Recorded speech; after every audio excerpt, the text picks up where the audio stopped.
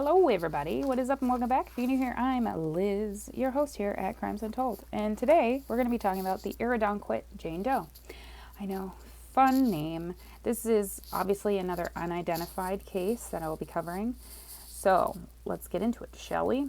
We're going back to the 80s today. Also, I'm Liz, your host here at Crimes Untold. Talk about true crime, lesser known cases that people don't cover. I like to cover them because you know why? They also need news coverage or media coverage or YouTube coverage, all of the above.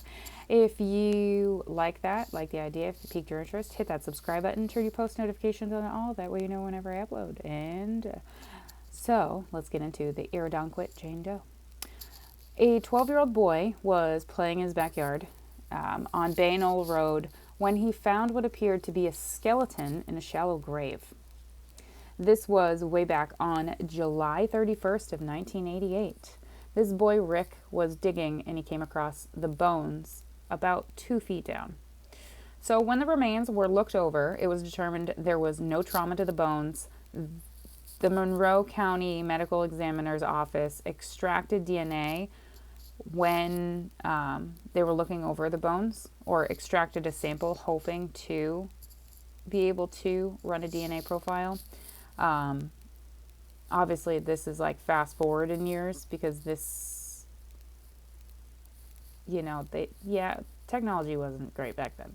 So they looked over her body. They couldn't figure out who she was, but when they looked at it again in the future, this is when they extracted DNA. Her DNA was loaded onto the National DNA database to see if maybe this person was missing, but there's no match. They also did the same thing when they found the skeletal remains, so it is believed that this woman was never reported missing. This Jane Doe, the Irondequoit Jane Doe, is approximated to be about 14 to 23 in age, 4'10" to 5'5" in height, and it's believed that she may have died in the 50s, so 38 years or up to 38 years prior to her skeleton being found. They believe this is due to how she was buried and how it's entirely plausible that she was killed and then buried before this housing development was put there or was built. This area was originally an orchard that was developed into a housing development. I will say that being from a smaller area or living in a smaller area, they do unfortunately uproot orchards and they do build housing developments, which is really sad but very true because the land is lush and people are like, ooh, I want to live in the country, let's uproot some orchards, and unfortunately that's what happens. Sad but true.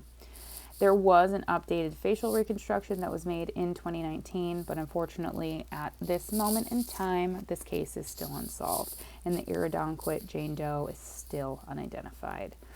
With your help, sharing this video, getting her information out, maybe identification would be possible. Maybe the DNA profile that's on hand, once they raise enough money through, or if DNA Solves ends up finding this case, shout out to them.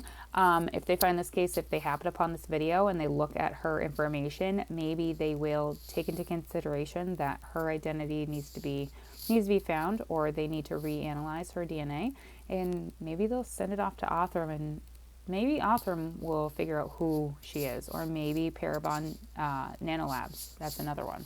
So that, my friends, is the Irondequoit Jane Doe. I hope you guys learned something from this, even though it's short, sweet, and to the point, and I'll see you guys in my next one.